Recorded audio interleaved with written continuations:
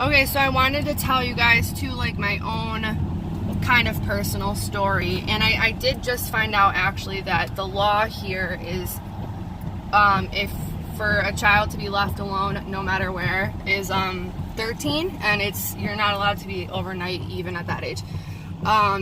Which, I mean, obviously, look at that's like not even, that's okay though.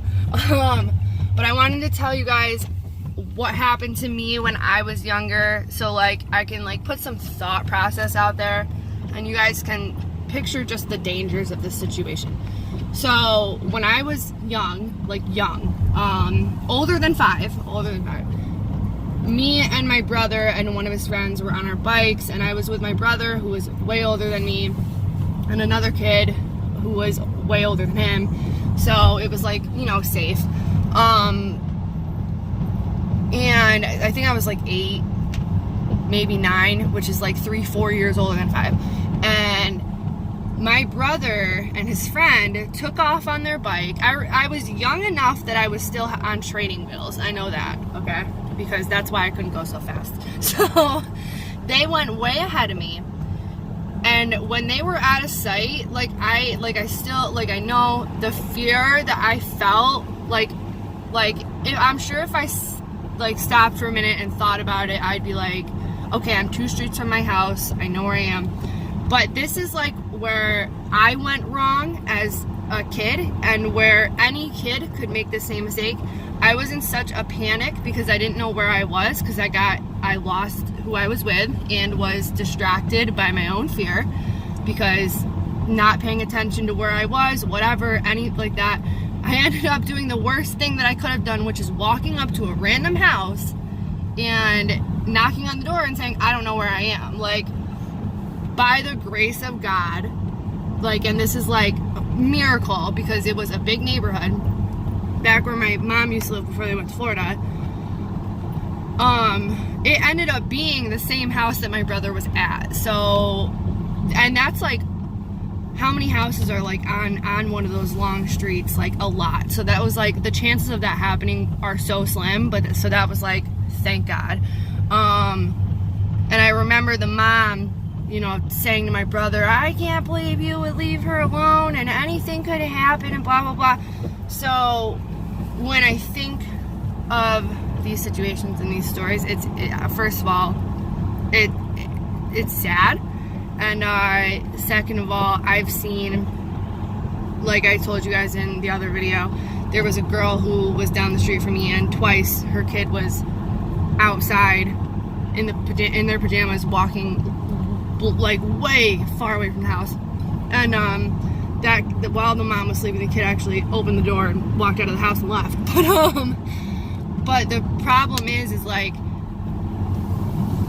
at first, when like there was like a crowd of people around the kid, when that happened, and then finally you know, me and my mom were like what's going on, and we went outside, and my mom was like, do you recognize whose kid that is? And I was like, oh my God, like I do.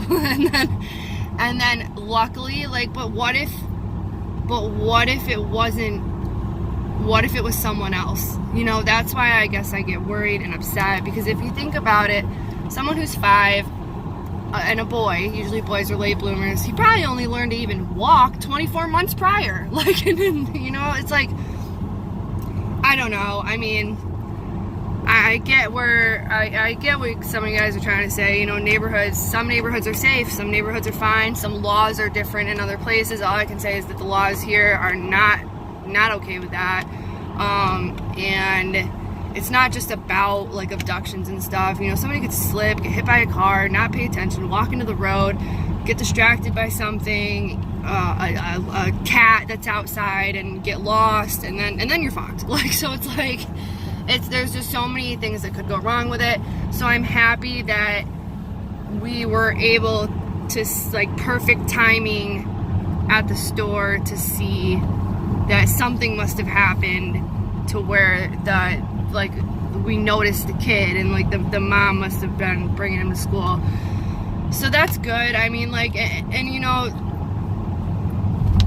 the big thing too, that's kind of like it's not like I called CPS on the mom. You know what I mean? Like, and I definitely could have, and I thought about it, and I was like, no, I'm not gonna ruin this mom's life because she might be young and dumb and not making right choices. Like, I don't want to ruin her life forever and have them do a full investigation on her. So that's why I chose to call the school instead.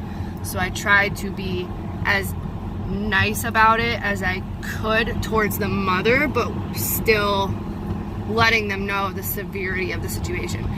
And for everybody who was saying, you know, about the, like, you know, you shouldn't mention your criminal past, like, it's important that they know and acknowledge that you don't know where your bus stop is or who's living there. But aside from that, I really don't want to keep talking about it. Like, I know that, like, I keep getting comments about it, so, and like every comment is kind of like a little bit different, so I feel like I have to address it.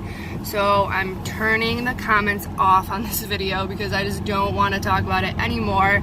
It's just, I mean, if you don't agree, you don't agree. I mean, I don't know how anybody could say that a 5-year-old alone, whether inside, outside, at a store, is okay or acceptable in any way. I mean, maybe if they're like at the house next door or something with another kid playing, like that's different, like whatever, but completely alone, like, it's just whatever. So I'm turning the